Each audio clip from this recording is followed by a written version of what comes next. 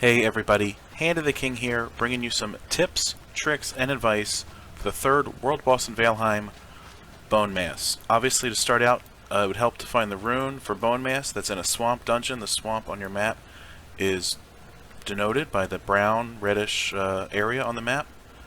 And once you get the thing, it'll be pointing toward his rune on the map. It'll say Bonemass. You might have to sail a bit. This is where we started, and we had to sail all the way down here just to get here. So prepare yourselves for some sea travel. And once you get to this giant skull in the ground with a glowing green mouth, that's the summon spot. Bonemass needs 10 withered bones thrown into here, and he'll summon. Ours showed up right behind the skull. I'm not sure how it always works. But when I got here, I was like, you know what? There's too many Draugr, there's too many slimes.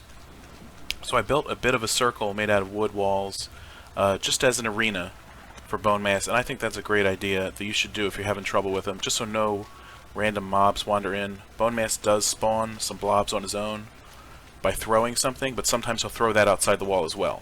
So that could be advantageous, so maybe they can't get back in. Another arena prep tip I'll give you is to flatten out the land around here if you're going to do an arena, like I have set up. I originally did the wood planks, as you can see. But when Bonemass comes out, he's just going to be swinging, and he breaks like 10 planks at a time.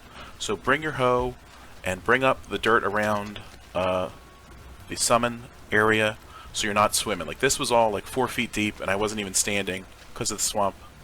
So I brought this all up with my hoe, and that was the best thing probably to do. Probably even more important than the wall, but both obviously help. I have a little door here with the portal, as you can see, so we can get back to base real quick. Alright, as far as the fight goes, make sure you bring your poison resistance mead. He does an AoE spit poison on the ground. It'll still hurt you a bit, but the poison resistance mead brings it down by a lot. That way it won't kill you, just for sitting on you for about 10 seconds. And of course, bring your best food, your sausages, maybe your turnip stews from the turnips you found recently in the swamp. And cooked meat's never a bad thing, but jam is another big plus.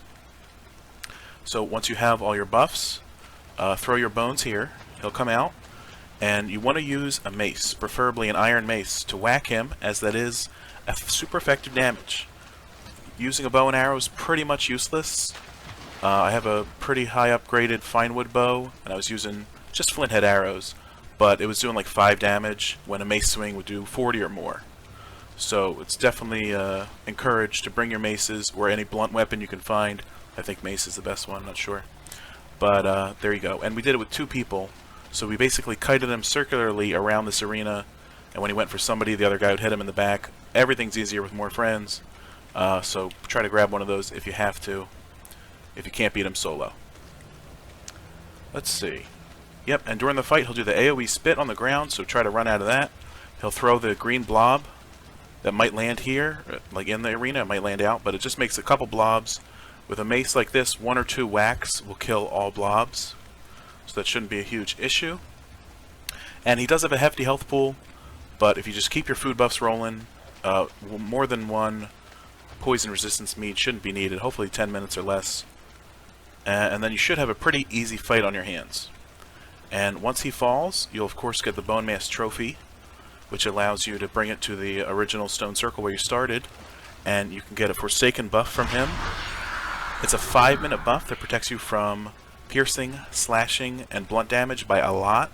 So it'll be imperative for surviving the harsh wilds beyond. And you also get a wishbone. You can equip it. It unequips your heavy carrying belt, but it lets you, when you go near a chest or certain veins, you start to shine. So that's imperative for finding silver, which is helpful in the next area. As you know, the progressions area go meadow, black forest, swamp, mountain, etc.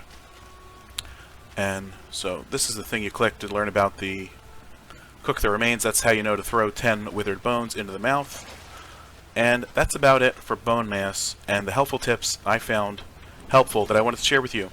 So set up your arena, flatten out the land, make a circular wall in my opinion, and make sure to use your blunt weapons. Arrows pretty much useless. And make sure you have nice buffs and your poison resistance mead on hand.